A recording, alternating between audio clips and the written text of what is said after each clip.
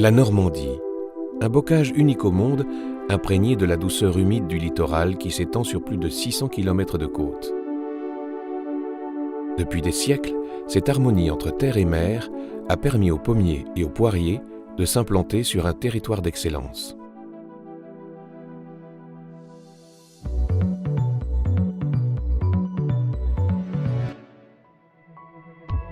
Les XIe et XIIe siècles marquent le développement de la culture des pommiers à cidre en Normandie, encouragée par l'arrivée de nouveaux plants en provenance du nord-ouest de l'Espagne. À partir du XVIe siècle, la production cidricole connaît un bel essor et voit apparaître les premières distillations du cidre en vue d'obtenir une eau-de-vie de bouche.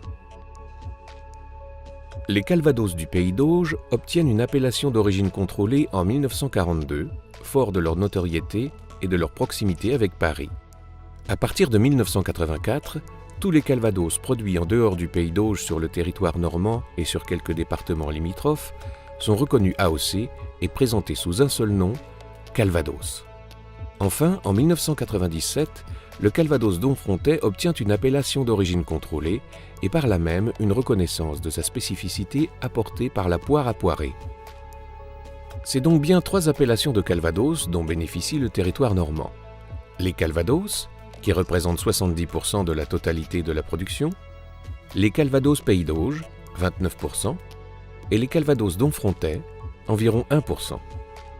Un cahier des charges propre à chaque AOC délimite leur terroir de production, leur process d'élaboration et leur spécificité.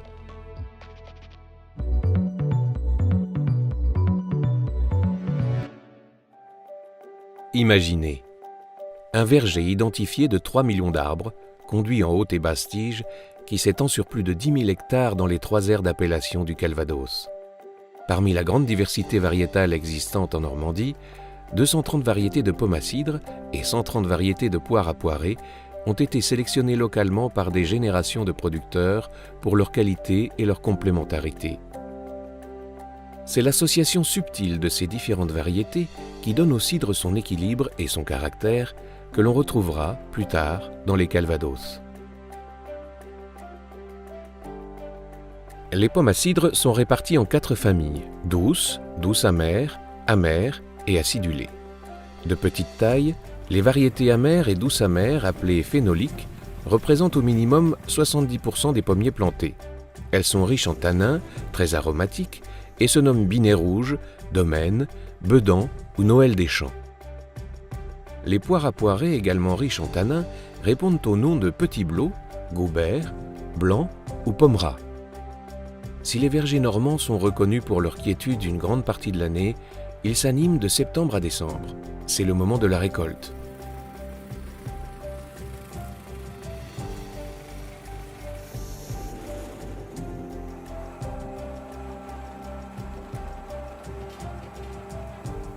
Les précieux fruits sont triés et lavés avant d'être broyés ou râpés.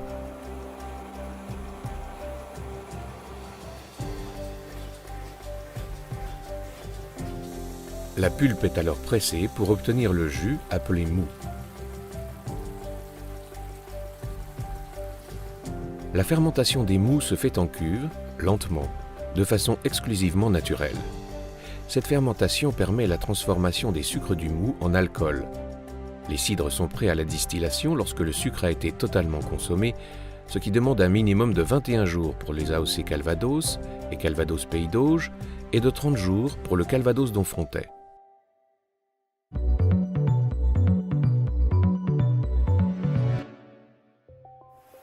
La distillation permet de concentrer l'alcool du cidre pour obtenir du Calvados. Le cidre est chauffé afin de dégager les vapeurs d'alcool et les substances volatiles aromatiques qui sont alors extraites et condensées à l'abri du regard. Conformément aux exigences des AOC, l'alambic utilisé pour cette étape est déterminant. On distingue l'alambic à repasse de celui à colonne. Seule l'appellation Calvados autorise le choix entre les deux alambics. Pour le Calvados Pays d'Auge, la distillation s'effectue en 2 chauffes à l'aide d'un alambic à repasse exigé pour cette appellation et composé d'éléments en cuivre. Le cidre est chauffé dans la chaudière. Les vapeurs d'alcool s'élèvent dans le chapiteau, s'engagent dans le col de cygne et enfin dans le serpentin plongé dans un bac d'eau froide. Elle se condense alors en liquide appelé brouillis, qui titre environ 28 à 30 degrés et dont on élimine les têtes et les queues de distillation. 5 à 6 premières chauffes sont nécessaires pour obtenir un volume suffisant de brouillis à 30 degrés qui est alors réintroduit dans la chaudière pour la seconde chauffe. Comme précédemment, les débuts et fins de distillation sont écartés. Il en résulte le cœur de la distillation, appelé bonne chauffe, qui ne doit pas excéder 72 degrés en sortie. L'alambic à repasse est souvent équipé d'un chauffe-cidre qui permet de préchauffer le cidre en attente de distillation grâce aux vapeurs d'alcool qui le traversent. L'alambic à colonne est utilisé obligatoirement pour l'élaboration du calvados d'Onfrontais et fréquemment pour l'AOC Calvados. Le cidre remonte de façon gravitaire à travers le chauffe-cidre et arrive en haut de la colonne d'épuisement. Il descend de plateau en plateau par des trop-pleins vers la chaudière. Tout au long de son parcours, il s'appauvrit en alcool sous l'effet de la chaleur. Les vapeurs produites à partir du cidre épuisé remontent et s'enrichissent au contact du cidre avec les éléments volatiles, l'alcool, les esters, les arômes. Ces vapeurs traversent également les plateaux de la plus petite colonne, dite de concentration. Elles se condensent dans le chauffe-cidre avec l'arrivée du cidre froid pour fournir un distillat inférieur à 72 degrés après extraction des têtes et des queues. Il ne faut pas moins de 10 kg de pommes pour obtenir 6 à 7 litres de cidre qui permettent la production d'une bouteille de calvados.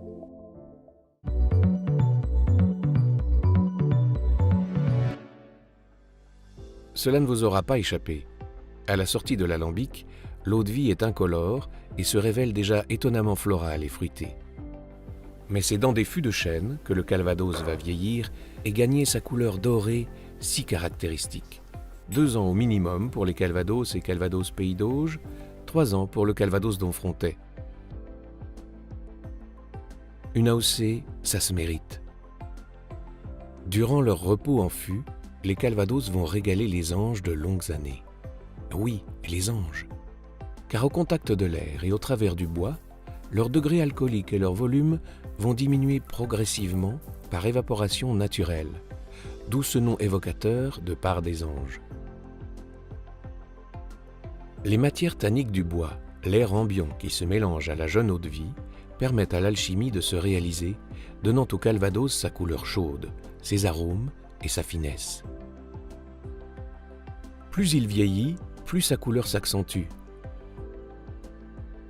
Les arômes dépassent la pomme fraîche et laissent découvrir des parfums de pommes cuites, de tarte tatin, de miel, d'épices et de noix.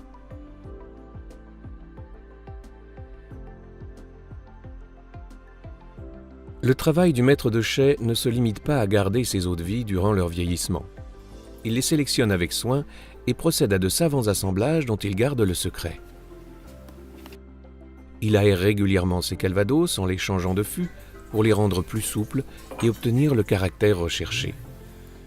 Seule l'éducation et l'expérience du maître de chai, acquises au cours de la dégustation, lui permettent de créer ces calvados empreints d'une personnalité propre à chaque maison. L'appellation Calvados, Calvados Pays d'Auge ou Calvados d'Onfrontais doit être inscrite sur l'étiquette accompagnée de la mention « Appellation contrôlée ». Pour être commercialisés, les calvados doivent présenter un titre alcoométrique volumique de 40% minimum. Les mentions de vieillissement présentes sur l'étiquette donnent des indications sur l'âge de l'eau-de-vie la plus jeune entrant dans l'assemblage. L'âge correspond au nombre d'années de vieillissement en fût de chêne.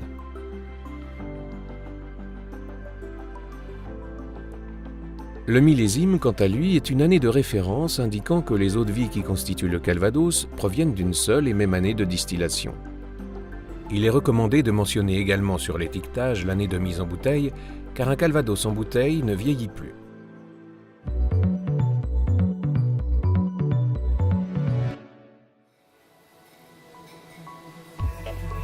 Le calvados séduit en France et dans de nombreux pays par son originalité, sa diversité, sa qualité et son authenticité. Exporté à plus de 55% dans le monde entier, il connaît une belle croissance sur des marchés dynamiques tels que l'Allemagne, la Belgique, les USA et les pays scandinaves. Traditionnellement servi nature à la fin d'un repas ou lors de moments privilégiés, un calvados hors d'âge s'apprécie dans un verre tulipe qui permet d'exalter ses arômes complexes et d'admirer sa belle couleur cuivrée. et pour de purs moments de plaisir gustatif, accompagnez-le d'un carré de chocolat noir ou d'un café d'exception. En cuisine, les chefs apprécient le caractère effronté et les arômes de pommes fraîches des jeunes calvados. Utilisé en marinade pour flamber un aliment ou déglacer des sucs de cuisson, le calvados parfume les sauces et donne au plat une saveur unique. Certains revisitent le fameux trou normand, ce petit verre bu au milieu du repas pour retrouver l'appétit, et le proposent volontiers sur une boule de sorbet, pomme ou poire. Chez vous, à l'apéritif ou en soirée, vous apprécierez un calvados de 2 à 3 ans d'âge, servi nature sur glace, en long drink allongé de tonic ou encore en cocktail. Les plus grands mixologues ne s'y trompent pas et l'utilisent aujourd'hui comme composante majeure de leur cocktail. Le calvados se laisse découvrir dans les bars tendances ou ceux des grands hôtels, que ce soit à Deauville, Paris, Stockholm, New York ou Tokyo. Cette nouvelle génération de bartenders, séduite par l'équilibre entre fraîcheur, force et fruité qu'offre le calvados, s'approprie ce produit authentique pour donner une vraie signature à leur cocktail.